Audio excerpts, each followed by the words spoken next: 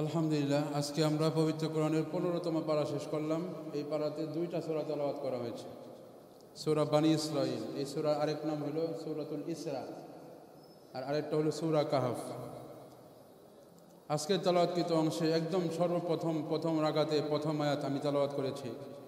এটা আল্লাহ রসুল সাল্লাল্লাহু আলাইহি ওয়াসাল্লামকে আল্লাহ তাআলা ঐতিহাসিক একটা সম্মান এবং মর্যাদা দান করেছেন, যেটা পৃথিবীর অন্য কোনো নবীকে, লক্ষাধিক পয়গম্বরের মধ্যে কোনো নবীকে আল্লাহ তাআলা এত বড় সম্মান, এত বড় মর্যাদা দেন নাই। কেবলমাত্র শুধুমাত্র আমাদের নবী মুহাম্মদুর রাসূলুল্লাহ সাল্লাল্লাহু আলাইহি ওয়াসাল্লামকে আল্লাহ তাআলা সেটা দিয়েছেন। সেটা কি?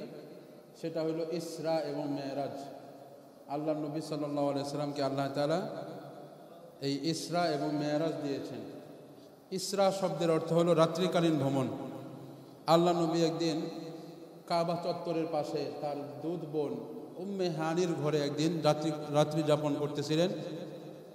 হঠাৎ হযরত জিবরিল আলাইহিস সালাম উম্মে হানির ঘরের ছাদের উপর থেকে ছাদ ভেঙে ভিতরে ঢুকে আল্লাহ নবীকে ছাদের উপর দিয়ে নিয়ে প্রথমে কাবার চত্বরে মাকাম ইব্রাহিমের মধ্যে রাখলেন। এখন প্রশ্ন করতে পারেন যে হুজুর, জিবরাইল ঘরের দরজা থইয়া ছাদ ভাঙা ছাদের উপর দিয়ে কেন ঢুকছে আর ছাদের উপর দিয়ে কেন বাইর করছে? এর উত্তর ঐতিহাসিকগণ বলেছেন, আজকে এমন একটা ঘটনা ঘটবে, এমন কিছু ঘটনা ঘটবে যে ঘটনাগুলো সবই অভ্যাস বহির্ভূত। যেহেতু সব ঘটনাগুলোই অভ্যাস বহির্ভূত, এই জন্য এই ঘটনাগুলো শুরু করার পূর্বে জিবরিল আলাইহিস সালাম অভ্যাস বহির্ভূতভাবে তিনি একটা ঘরে ঢুকছেন। অভ্যাস অনুযায়ী মানুষ সাধারণত দরজা দিয়ে প্রবেশ করে, ঘরের যে মেন ফটক থাকে ফটক দিয়ে প্রবেশ করে, কিন্তু উনি অভ্যাস বহির্ভূতভাবে ছাদ দিয়ে প্রবেশ করেছেন। এই কথা প্রমাণ করার জন্য বা এদিকে ইঙ্গিত দেওয়ার জন্য যে আজকে রাতে এমন কিছু ঘটতে যাচ্ছে যেগুলো অভ্যাস বহির্ভূত।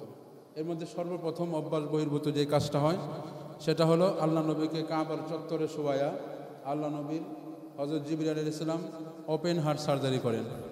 একদম এই গলার যে এখানে একটা গর্ত আছে, টিপ দিলে বোঝা যায়, যেটা শক্ত করলে একটু গর্তটা বেশি হয়, এখান থেকে নিয়ে একদম নাভি পর্যন্ত ফেরে আল্লাহ নবীর যে কলব আছে এই কলবটা বের করলেন। জিবরিল আসার সময় জান্নাত থেকে একটা পবিত্র পেয়ালা নিয়ে এসেছিলেন, যার মধ্যে হাউজে কাউসারের পানি ছিল। হাউজে কাউসারের ওই পবিত্র পানি দিয়ে আল্লাহ নবীর ওই কলবটা, আল্লাহ নবীর ওই হৃদয়টাকে তিনি ধুইলেন।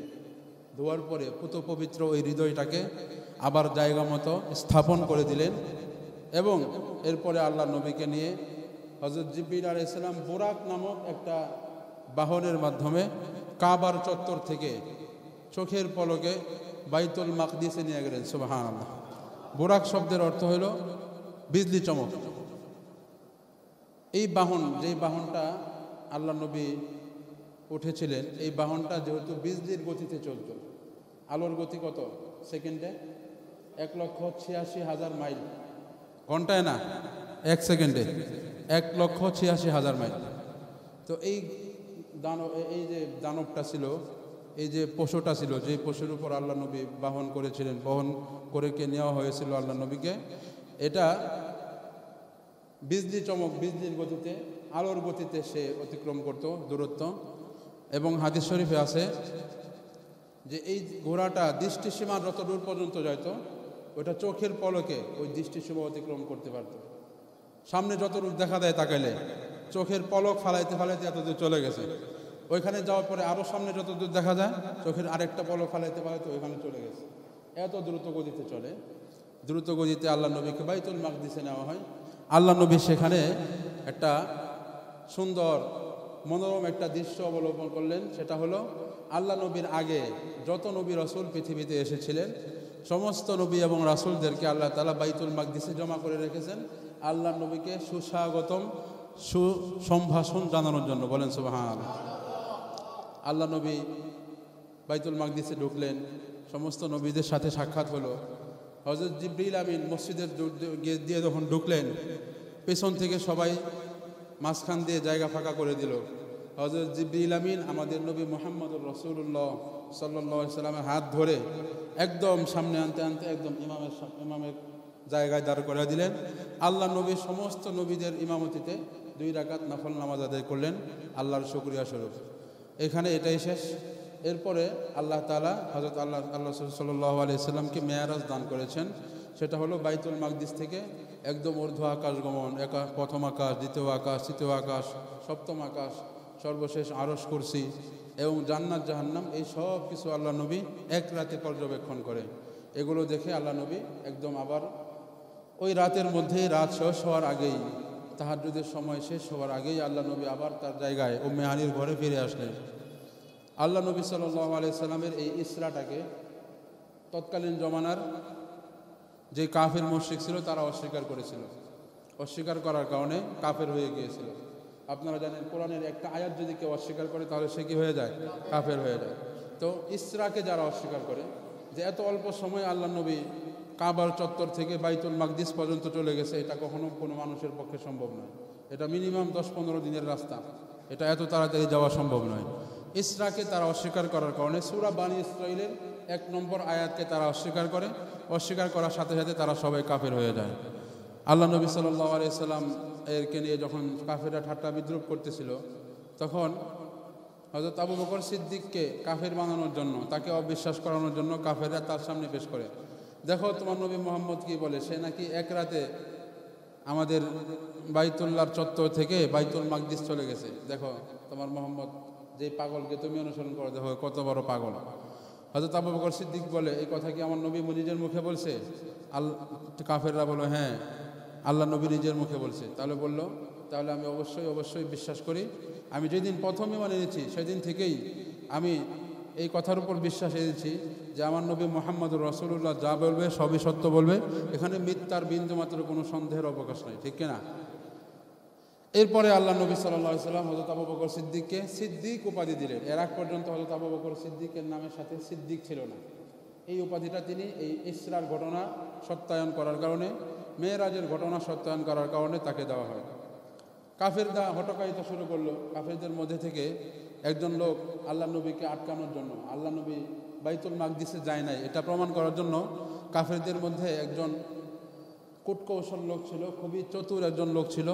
সে বলে উঠলো, আচ্ছা তুমি যদি সত্যিই বাইতুল মাকদিসে যাও তাহলে বলো তো দেখি বাইতুল মাকদিসের কয়টা দরজা আছে, বাইতুল মাকদিসের জানালা কয়টা আছে বলো তো। আচ্ছা বলেন তো দেখি, আপনারা যদি কেউ কক্সবাজার যান, কক্সবাজারের সি বিচের মধ্যে অথবা লাবণীর যে আছে চত্বর আছে, ওই বিচের মধ্যে কতগুলো ছাতার সিট আছে, এগুলো কি কেউ গণতে পারবে? আপনারা বলেন আমি বাসস্ট্যান্ডে ইমাম সাহেবের হুজুরের পিছনে নামাজ পড়ি, একজন অস্বীকার করে বলো না তুমি পড়ো না। কিভাবে প্রমাণ করো তো? ভাই বাসস্ট্যান্ড মসজিদের ভিতরে, মসজিদের বারান্দায় না, ভিতরে কতগুলো ফ্যান আছে বলো তো দেখি। 5 বছর ধরে নামাজ পড়ে, সে কি ফ্যানের সংখ্যা বলতে পারবে? কয়টা এসি আছে এটা বললেই তো কষ্ট হবে, গয়না বলতে হবে। তা আল্লাহ নবীও তো সেখানে গেছেন, ঠিক আছে, কিন্তু দরজা জানা তো আর কেউ গণে না। এত ব্যাককলের কাজ, পাগলের কাজ আর ব্যাককলের কাজ। এখন আল্লাহ নবী তো চুপ করে আছেন। এমন একটা প্রশ্ন করছে এই শয়তানেরা যে আল্লাহ নবী তো এখন উত্তর না দিতে পারলে সম্মানিত হবে। আল্লাহ নবী এবার আল্লাহর সাথে কথা বলা শুরু করলেন, আল্লাহ আপনি আমাকে সত্য একটা ঘটনা, একটা সম্মান দান করেছেন, এই সম্মানের কথাটা আমি কাফেরদের সামনে ব্যক্ত করলাম, তারা তো বিশ্বাস করতেছে না। এমন একটা প্রশ্ন করে বসেছে, এখন তো আমি উত্তরও পারি না, এখন দেখা যাচ্ছে লাঞ্ছিত হইতে হবে আমার। আপনি যদি চান আপনার নবীর সম্মান বাঁচাবেন, তাহলে কিভাবে বাঁচাবেন? বাঁচান। আল্লাহ রাব্বুল আলামিন সাথে সাথে হযরত জিবরিল আলাইহিকে বললেন, জিবরিল আলাইহিস সালামকে বলে দিলেন, জিবরাইল তুমি এক্ষুনি বাইতুল মাকদিসের পুরো সূরত আকৃতিটা আমার বন্ধুর চোখের সামনে তুলে ধরো। আমার বন্ধু যেন নিজের হাতে গনে গনে, আঙ্গুল দিয়ে গনে গনে যেন বলতে পারে যে বাইতুল মাকদিসে কয়টা দরজা আছে, কয়টা জানালা আছে। সুবহানাল্লাহ। যেই কথা সেই কাজ। মিনি সেকেন্ডের মধ্যে, 1 সেকেন্ডও অতিক্রম হয় নাই, মিনি সেকেন্ডের মধ্যে জিবরিল আলাইহিস সালাম আল্লাহ রসুলের চোখের সামনে ধরলেন। আল্লাহ নবী সুন্দর করে বলে দিলেন, বাইতুল মাকদিসের উত্তর ফটকে এতগুলো জানালা আছে, এতগুলো দরজা আছে। বাইতুল মাকদিসের দক্ষিণ ফটকে এতগুলো দরজা আছে, এতগুলো জানালা আছে।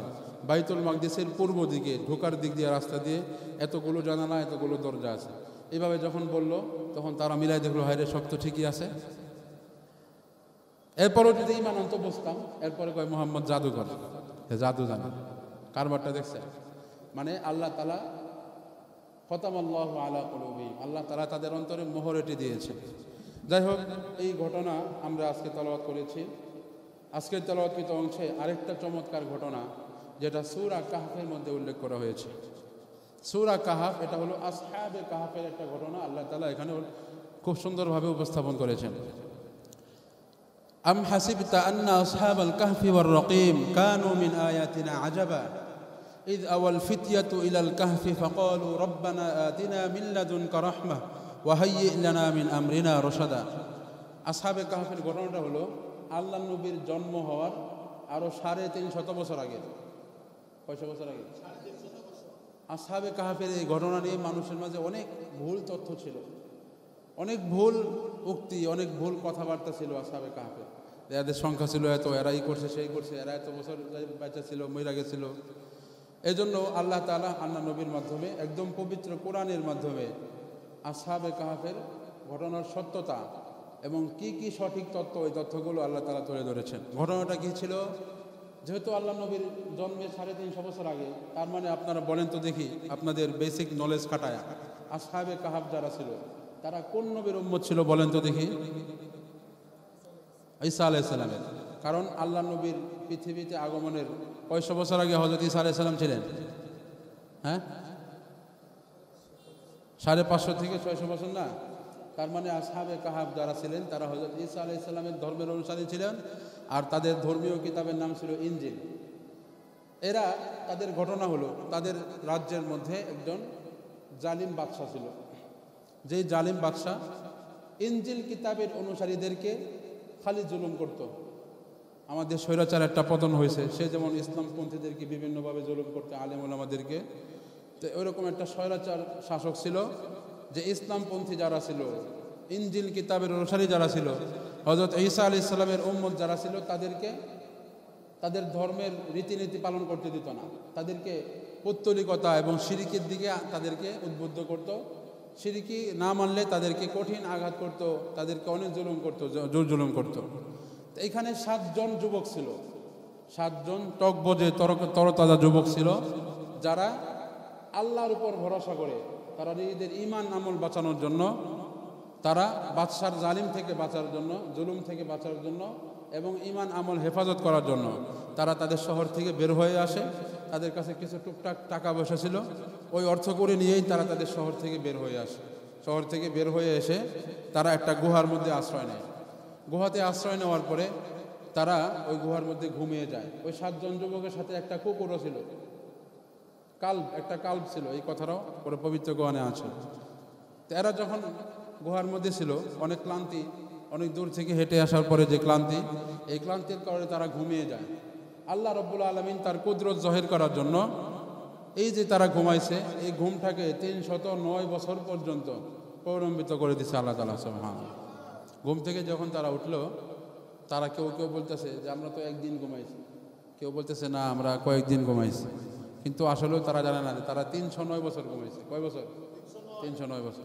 কারণ ঘুমের থেকে ওইটা করতেছে, ভাই আমাদের তো অনেক খিদা লাগছে, কিছু খাইতে হবে। তো খিদা লাগছে, সমস্যা কি? আশেপাশে বাজার আছে না, আমাদের কাছে যে টাকা আছে এই টাকাগুলো নিয়ে বাজারে যাই। একজনকে বাজারে পাঠাইছে, তুমি বাজারে যাও আর আমরা এদিকে দেখি রান্না বান্নার চুলা টুলা করার ব্যবস্থা করি। বাজারে যখন গেছে তখন তারা দৌড়ে ফেলাইছে যে বাজারে তো যে টাকা সে নিয়ে দেখাইছে, যে টাকা দিছে, এই টাকা তো চলে না।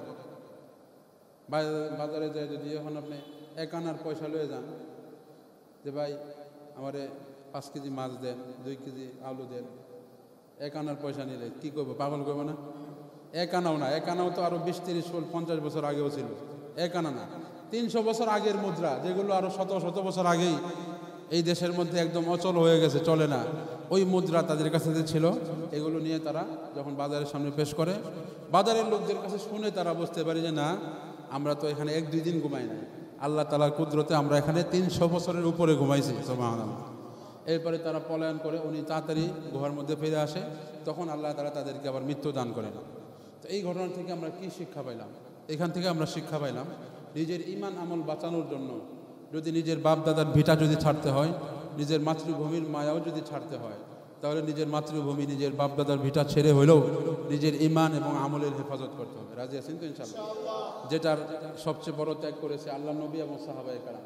সাহাবায়ে কেরাম মদিনায় হিজরতের আগেও 2 বার আবিসিনিয়ায় হিজরত করেছেন, হাবাসায় হিজরত করেছেন, এরপরে মদিনায় হিজরত করেছেন ওই ইমান আমল হেফাজত করার জন্যই। আল্লাহ তাআলা এই ঘটনাগুলো থেকে আমাদের শিক্ষা গ্রহণের তৌফিক দান করেন। আজকে আরেকটি ঐতিহাসিক ঘটনা উল্লেখ করা হয়েছে। এই ঘটনাটা আজকে শুরু হয়েছে কিন্তু শেষ হয় নাই, আগামীকাল শেষ হবে। এজন্য ঘটনাটা আগামীকালের জন্য রেখে দিচ্ছি।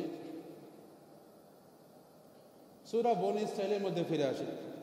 সূরা বনী ইসরাঈলের মধ্যে আল্লাহ তাআলা বনী ইসরাঈল যে জাতিরা ছিল ইহুদি সম্প্রদায়, এরা কি কি অবাধ্যতা করতো আল্লাহ তাআলা, তারা যে শত শত নবীকে, হাজার হাজার নবীকে হত্যা করে ফেলতো তাদের হঠকারিতার কারণে, তাদের এই সমস্ত অবাধ্যতার কথা উঠে এসেছে।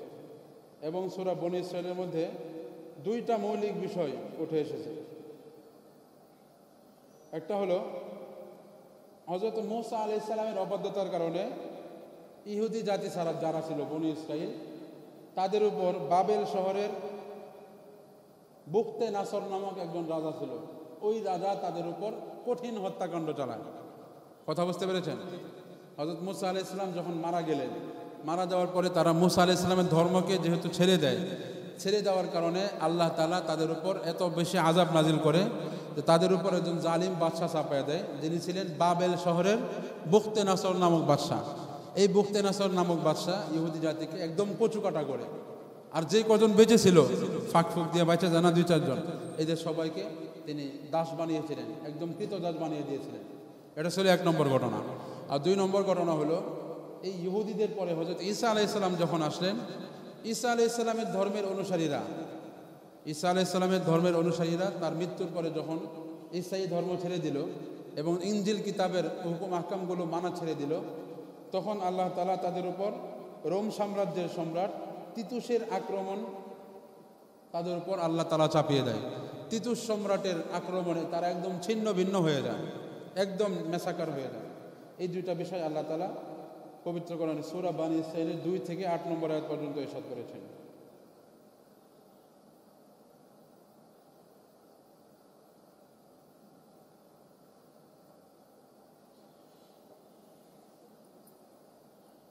আল্লাহ রাব্বুল আলামিন আজকে সূরা কাহফের 29 নম্বর আয়াতে ইরশাদ করেন, ওয়াকুলিল হাক্কু মির রাব্বিকুম ফামান শাআ ফালইউমিন ওয়া মান শাআ ফালইয়াকফুর ইন্না আ'তাদনা লিয-যালিমিনা নারা।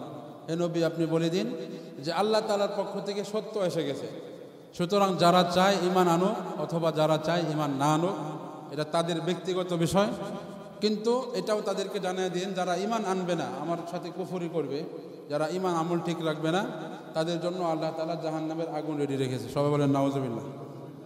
আল্লাহ তাআলা জাহান্নামের আগুন থেকে আমাদেরকে বাঁচিয়ে দেন, আমিন বলেন। সূরা বনী ইসরাঈলের 40 নম্বর আয়াতে আল্লাহ তাআলা মুশরিকদের একটা অপকর্মের একটা কথা, খারাপ কথার বিষয়টা তুলে ধরেছেন। আফা আসফাকুম রব্বুকুম বিল বানিনা ওয়াত্তাখাযা মিনাল মালায়েকাতি ইনাসা ইন্নাকুম লাতাকুলুনা কওলান আযীমা। মুশরিকরা বলতো যে আসমানে যে ফেরেশতারা আছে না, এই ফেরেশতারা মূলত ফেরেশতা না, এরা হলো আল্লাহ তাআলার কন্যা সন্তান। নাউজুবিল্লাহ। তারা নিজেরা কন্যা সন্তানের সুসংবাদ শুনলে, গত 2 দিন আগে তাফসিরে গেছে, তারা নিজেরা যখন কন্যা সন্তান হওয়ার সুসংবাদ দেওয়া হতো তখন তাদের চেহারা মলিন হয়ে যেত, লজ্জায় মুখ ঢাকতো, হায় রে আমার মেয়ে হয়েছে, লজ্জা কই দেখায়, লজ্জা কাকে দেখায়। এত তারা খারাপ ছিল। নিজেদের জন্য মেয়ে সন্তান হইলে তারা সহ্য করতে পারতো না, অথচ আল্লাহ তাআলার আশেপাশে, আল্লাহর আরশের উপর, আল্লাহ তাআলার আসমানে যত ফেরেশতা আছে, এই ফেরেশতাদেরকে তারা বলতো এরা এগুলো ফেরেশতা না, এরা হলো আল্লাহ তাআলার কন্যা সন্তান। নাউজুবিল্লাহ। আল্লাহ কোনো সন্তান আছে? লাম ইয়ালিদ ওয়া লাম ইউলাদ। আল্লাহ তাআলা কারোর থেকে জন্ম নেয় নাই, আল্লাহ তাআলা কাউকে জন্মও দেন নাই। কি কি আদেশ করেছেন আল্লাহ তাআলা? 1 নম্বর, আল্লাহ তাআলা পবিত্র সূরা বনী ইসরাঈলের 23 এবং 24 নম্বর আয়াতে বলেন, ওয়াকাদা রাব্বুকা আল্লা তা'বুদু ইল্লা ইয়্যাহু ওয়া বিল ওয়ালিদাইনি ইহসানা। আল্লাহ রাব্বুল আলামিন আমাদের উপর 1 নম্বর ফরজ করেছেন যে আল্লাহ ছাড়া অন্য কারো ইবাদত করা যাবে না। 2 নম্বর, পিতামাতার সাথে সদাচরণ করতে হবে। 1 নম্বর, আল্লাহ তাআলার ইবাদত করতে হবে, আল্লাহ ছাড়া অন্য কারো ইবাদত করা যাবে না। আর 2 নম্বর, পিতামাতার সাথে সদাচরণ করতে হবে। কিভাবে সদাচরণ করব?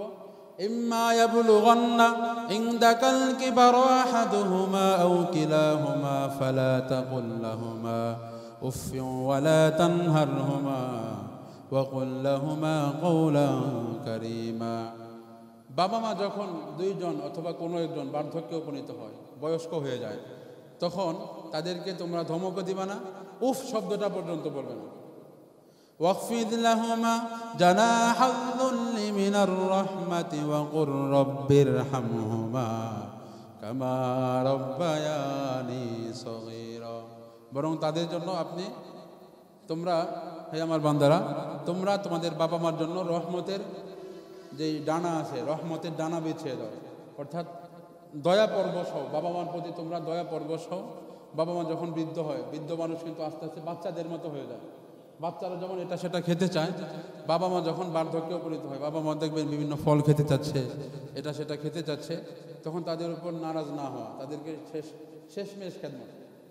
বাবা মা যখন বাচ্চাদের মতো আচরণ শুরু করবেন, মনে করবেন আর বেশি দিন নাই, এটা শেষ জ্বালাইতেছে, আবুল তাবুল করতেছে, এই বকাবাজি করতেছে, ধমকাইতেছে, এই শেষ পরীক্ষায় আপনার উপর উত্তীর্ণ হতে হবে। যদি উত্তীর্ণ হতে পারেন, শেষমেশ যদি বাবা মার মন সন্তুষ্ট করতে পারেন, তাহলে আল্লাহ তৈরি জান্নাত আপনি পেয়ে যাবেন।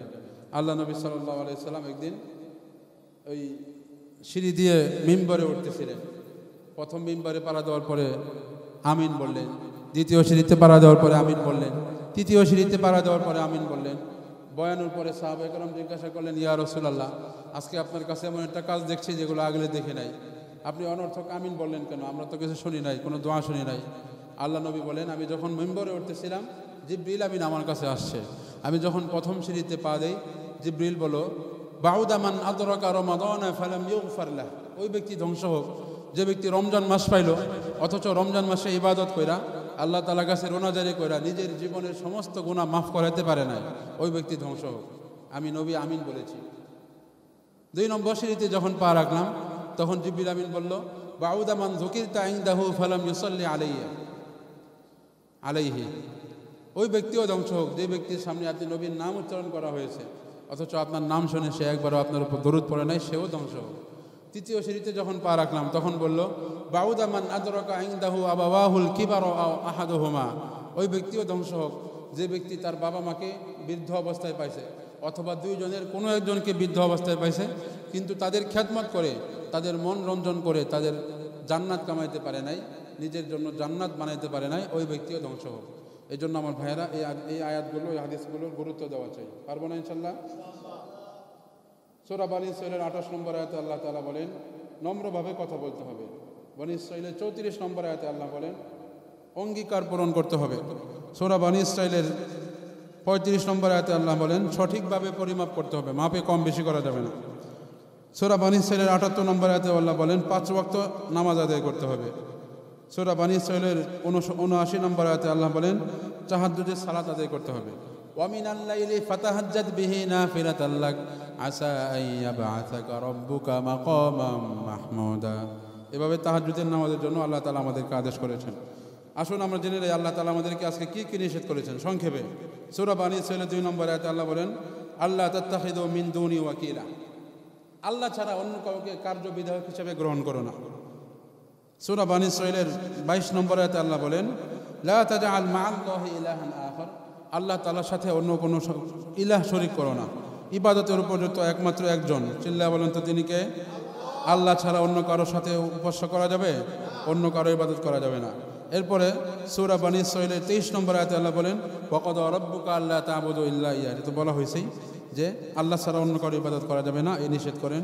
এরপরে সূরা বনী ইসরাঈলের 26 নম্বর আয়াতে আল্লাহ বলেন, ওয়ালা তুবাযির তাবযীরা। তোমরা অপচয় করো না, অপব্যয় করে হলো শয়তানের ভাই। সূরা বনী ইসরাঈলের 29 নম্বর আয়াতে বলেন, ওয়ালা তাজআল ইয়াদাকা মাগলুলাতান ইলা উনুকিকা ওয়ালা তাবসুতুহা কুল্লাল বাসতি। এখানে আল্লাহ তাআলা একটা ইঙ্গিতপূর্ণ কথা বলেছেন, তুমি তোমার হাতকে একবারে গায়ের মধ্যে এভাবে আটকায় রাখো না, আবার এইভাবে সম্প্রসার করে দিও না। কি বুঝাইছে? এটা দিয়ে বুঝাইছে তুমি একদম কৃপণ হয়ে যাও না, হাত একদম গোটায় রাখে। তার সামনে একজন না খায়া মরে যেতেছে গা, তার কাছে বান্ডিল বান্ডিল টাকা, এরপর এখান থেকে 10টা টাকা দেয় না, পানি খাইবে বা একটা কিছু খায়া বাঁচবে। তোমরা তোমাদের হাতগুলো একবারে এভাবে গাড়ির মাঝে গুটিয়ে রাখবে না, আবার একবারে এভাবে ছাইরা দিবে না। মানে এর দ্বারা বোঝা যাচ্ছে একদম কৃপণ হওয়া যাবে না, আবার খুব বেশি অপচয় করা যাবে না, বরং মধ্যম পন্থা অবলম্বন করতে হবে। যেখানে যেটা খরচ করার দরকার করতে হবে, আর যেখানে খরচ করার দরকার নাই সেখানে করা যাবে না। বুঝতেছেন না?